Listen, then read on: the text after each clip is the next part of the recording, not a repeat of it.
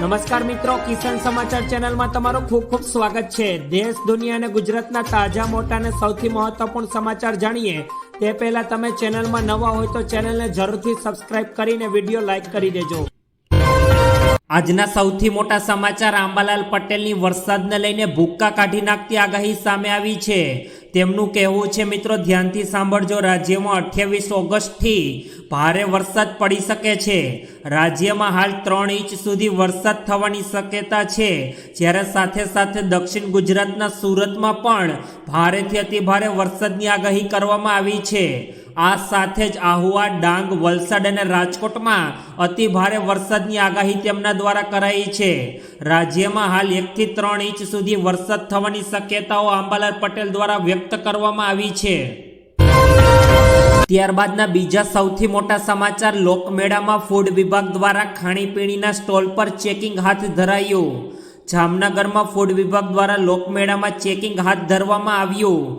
શહેરના પ્રદર્શન મેદાન ખાતે આવેલા શ્રાવણી લોકમેળામાં નાસ્તાના સ્ટોલ ધારકોને ત્યાં ફૂડ વિભાગ દ્વારા કડક ચેકિંગ હાથ ધરવામાં આવી રહ્યું છે, જેમાં ખાસ કરીને પાણીપુરી, ભેળ, રગડો, આઈસ ગોલા, પાઉંભાજી, ઢોસા તમામ ચીજ વસ્તુઓનું ચેકિંગ કરવામાં આવી રહ્યું છે। લોકોને મેળામાં તાજો અને સ્વચ્છ ખોરાક મળે તે હેતુસર આ કાર્યવાહી કરવામાં આવી છે। ત્યારબાદના ખૂબ જ મહત્વપૂર્ણ સમાચાર, અત્યાર સુધીમાં 165 તાલુકામાં વરસાદ નોંધાયો। ગુજરાતમાં જન્માષ્ટમીના તહેવાર પૂર્વ જ મેઘરાજાએ ધબધબાટી બોલાવી દીધી છે, જેમાં ખાસ કરીને મિત્રો ઉત્તર, મધ્ય અને દક્ષિણ ગુજરાતના કેટલાક જિલ્લાઓમાં પાણી થઈ ગયું છે। પરિણામે કેટલાક વિસ્તારો જળબંબાકાર થઈ ગયા તો કેટલાક ડેમો પણ ઓવરફ્લો થઈ ગયા છે, જેના પગલે અનેક ગામડાઓ સંપર્ક વિહોરણા થયા। રાજ્યમાં સવારે 6 થી 4 વાગ્યા સુધીમાં 165 તાલુકામાં વરસાદ ખાબક્યો છે, જેમાં સૌથી વધુ મહેસાણાના વિજાપુરમાં 8 ઇંચ વરસાદ નોંધાયો છે। ત્યારબાદના ખૂબ જ ઉપયોગી પૂર્ણ સમાચાર, હવે નક્સલીઓનો થશે ધ એન્ડ।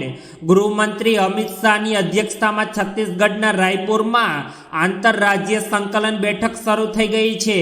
આ બેઠક નક્સલવાદીઓની સમસ્યાનો અંત લાવવા અને નક્સલ પ્રભાવિત વિસ્તારોના પુનર્નિર્માણ માટે યોજાઈ રહી છે।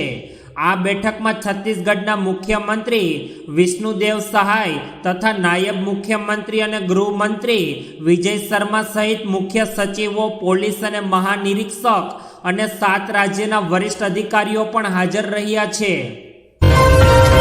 વધુ એક મહત્વપૂર્ણ સમાચાર સામે આવી રહ્યા છે। 3 સિસ્ટમ સક્રિય થતા ભારે વરસાદની આગાહી।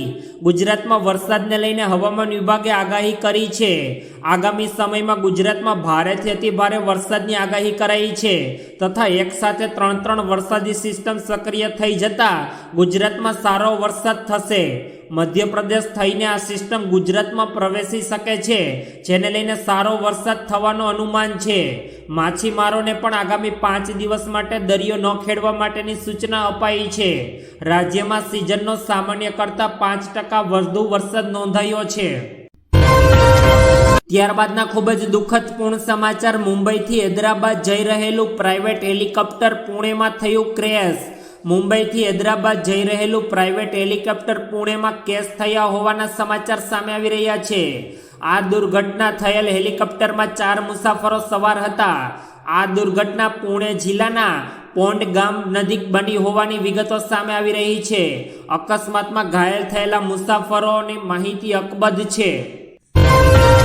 વધુ અગત્યપૂર્ણ સમાચાર વડોદરાથી સામે આવી રહ્યા છે, જેમાં ભુવા નગરી વડોદરામાં રેકોર્ડ બ્રેક ભુવાઓનું નિર્માણ પામી રહ્યા છે। તેવામાં શનિવારે વધુ એક ભુવો સુસેન 4 રસ્તાથી જીઆઈડીસી તરફ જવાના માર્ગ પર પડ્યો છે। હાલ ભુવાને આડસ મૂકીને કોર્ડન કરવામાં આવ્યો છે। જોકે દિન પ્રતિદિન શહેરમાં પડી રહેલા ભુવા પાલિકા તંત્રની પોલ ઉઘાડી કરી રહ્યા છે। કહેવાથી અને કાગળ ઉપરથી સ્માર્ટ સિટી વડોદરા શહેરમાં વરસાદમાં ભુવાની ભરમાર જોવા મળી રહી છે। ત્યારબાદના અગત્યપૂર્ણ સમાચાર, ઉજ્જૈનમાં મેઘતાંડવ।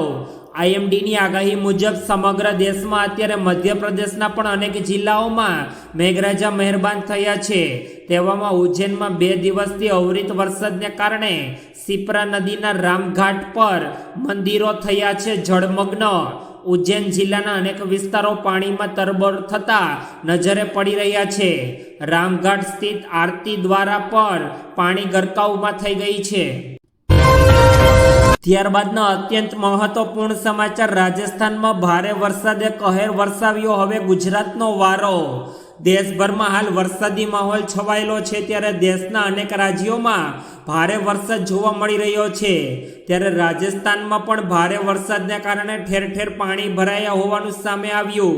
ભારે વરસાદને કારણે જાલોરમાં સુધા માતા મંદિર પરિસરમાં પાણીના જોરદાર પ્રવાહમાં 5 શ્રદ્ધાળુઓ વહી ગયા હતા. ભારે વરસાદને કારણે પાણીનો પ્રવાહ પણ તેજ બની ગયો છે. એક મહિલાનું ઘટના સ્થળ પર જ મોત થયું છે. ત્યારબાદના સૌથી અગત્યપૂર્ણ સમાચાર ગુજરાતના જળાશયોની સ્થિતિને લઈને સામે આવ્યા. રાજ્યના નાના મોટા કુલ 206 જળાશયો છે. આ ચોમાસામાં અત્યાર સુધીમાં નવા પાણીની આવક થતાં તમામ જળાશયો 64% જેટલું પાણી ધરાવે છે, જ્યારે 52 ડેમ પાણીથી 100% ભરાઈ ગયા છે. જ્યારે રાજ્યની જીવાદોરી સમાન સરદાર સરોવર ડેમમાં 88% જળ સંગ્રહ થઈ ચૂક્યો છે. જ્યારે રાજ્યમાં ફરી એક વખત વરસાદી માહોલ જામ્યો છે અને ઉત્તરથી લઈને દક્ષિણ ગુજરાતમાં મેઘરાજાએ મહેરબાન થયા છે. ત્યારબાદના ખૂબ જ અગત્યપૂર્ણ સમાચાર વડોદરાથી સામે આવ્યા, જેમાં વડોદરા શહેરમાં આવતીકાલે રવિવારે ડર્ટ ટ્રેક નેશનલ ચેમ્પિયન્સનો બીજો રાઉન્ડ આયોજન કરવામાં આવ્યું. ડર્ટ ટ્રેક રેસિંગમાં રાઇડ્સ પ્રેક્ટિસ દરમિયાન દિલ ધડક સ્ટન્ટ થયા છે. વડોદરા શહેરના 25 ઉપરાંત બેંગ્લોર, મુંબઈ, સતારા, નાગપુર, પુણે અને પંજાબ મળીને કુલ 95 રાઇડ્સ ટ્રક નેશનલ ચેમ્પિયન્સના બીજા રાઉન્ડમાં ભાગ લીધો છે. શનિવારે પ્રેક્ટિસ સેશનમાં કાદવ કીચડમાં રાઇડ્સ દિલ ધડક સ્ટન્ટ જોવા મળ્યા હતા. ત્યારબાદના ખૂબ જ અગત્યપૂર્ણ સમાચાર. કોંગ્રેસ એનસી સાથેના ગઠબંધનને લઈને સીએમ ભૂપેન્દ્ર પટેલના પ્રહાર. જમ્મુ કાશ્મીરમાં કોંગ્રેસના એનસી સાથેના ગઠબંધન મુદ્દે સુપ્રીમ કોર્ટ દ્વારા ભૂપેન્દ્ર પટેલે શાબ્દિક પ્રહાર કર્યા હતા. સીએમ ભૂપેન્દ્ર પટેલના કોંગ્રેસ પર પ્રહાર કરતા કહ્યું કે કોંગ્રેસ સત્તાની લાલચમાં દેશની સુરક્ષા સાથે પણ રમત રમી રહી છે. કોંગ્રેસ એનસી સાથે ગઠબંધન કરીને તેના ઈરાદાઓ જાહેર કર્યા છે. શું કોંગ્રેસ અલગ ઝંડાના વાયદાનું સમર્થન કરે છે? શું કોંગ્રેસ ફરી આતંકવાદને જમ્મુ કાશ્મીરમાં ધકેલવા માંગે છે? આ સવાલ ભૂપેન્દ્ર પટેલે કોંગ્રેસને પૂછ્યા છે. ત્યારબાદના ખૂબ જ અગત્યપૂર્ણ સમાચાર. જેતપુરના સુખી ડેમની જળ સપાટી વધતા 20 ગામોને એલર્ટ કરાયા. છોટા ઉદેપુરના પાવી જેતપુર તાલુકાના સુખી ડેમમાં પાણી જળસ્તર 70% થતાં નીચાણવાળા ગામોને એલર્ટ કરવામાં આવ્યા છે. નીચાણવાળા વિસ્તારના 20 ગામોને એલર્ટ કરવામાં આવ્યા. નીચાણવાળા ડુંગરવાડ, કીકડવાડ, ઘૂટિયા, ઘૂંટણવડ તથા નાની ભેજ સહિતના અનેક ગામોને અત્યારે તંત્ર દ્વારા એલર્ટ કરવામાં આવ્યા છે. છોટા ઉદેપુરમાં ભારે વરસાદને કારણે સુખી નદીનું ડેમ જળસ્તરમાં વધારો થયો છે.